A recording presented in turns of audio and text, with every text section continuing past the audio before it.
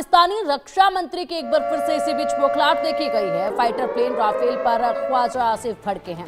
Rafale उड़ाने के लिए दिल चाहिए, कहां से लाएंगे? जंग से पहले खौफ में ख्वाजा आसिफ। और देखिए ख्वाजा आसिफ किस तरीके से कह रहे हैं, राफेल उड़ाने के लिए दिल चाहिए, कहां से लाएंगे?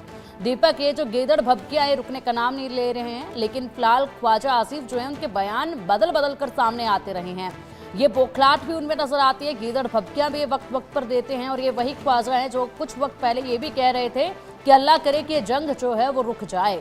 उसके बाद अब राफेल को लेकर कह रहे हैं कि राफेल उड़ाने के लिए दिल चाहिए, यानी कि उन्हें भी हालात अपने पाकिस्तान का पता है और गीदड़ भभकियां फिर भी वो देते रहते हैं पूरी तरीके से हिंदुस्तान को। देखिए पाकिस्तान बौखलाया हुआ है। पाकिस्तान को ये पता ही नहीं है ना, पाकिस्तान के नागरिकों को ये पता लग रहा है कब क्या किसको कैसे बोलना है, क्योंकि एकजुटता है नहीं।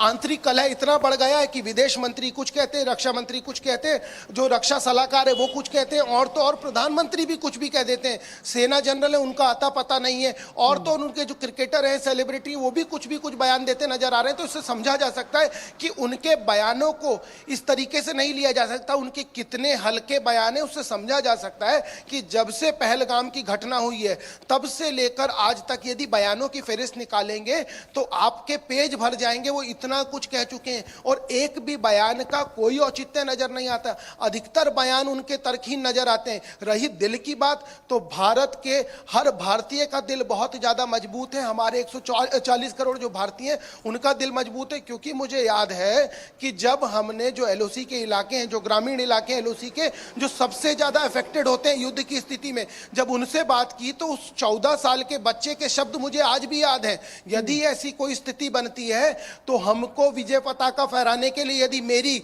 14 साल का बच्चा ये कह रहा है, यदि मेरी भी जान जाएगी तो मैं खड़ा हूं अपनी जान देने के लिए। वहां के जो नागरिक हैं वो कह रहे हैं कि हमारी 200 से ज्यादा की खुद की सेना है, हम वॉलंटियर हैं, हम आर्मी के साथ कंधे से कंधा मिलाने को चल रहे हैं। कल एक महिला से बात कर रही थी, कह रही हमारे जो सेना के जवान है उनका शरीर पत्थर का है, उस पर कोई असर नहीं होता और हम उनके साथ खड़े हैं। तो इस तरीके के बयान या इस तरीके की चीजें जो हम भारतीयों के बीच में जो किसी सोशल मीडिया पे गलत तरीके से नहीं बोल रहे, तो वो मजबूती भारतीयों की, वो 140 करोड़ की मजबूती ये बताने के लिए काफी है कि भारत और भारतीय का दिल कितना मजबूत है कि जो हर परिस्थिति से लड़ने के लिए तैयार है। और हमारे जो सैनिक हैं, जो जवान तैनात हैं सीमा पर, उनके साथ कांधे से कांधा मिलाकर वो खड़े हुए।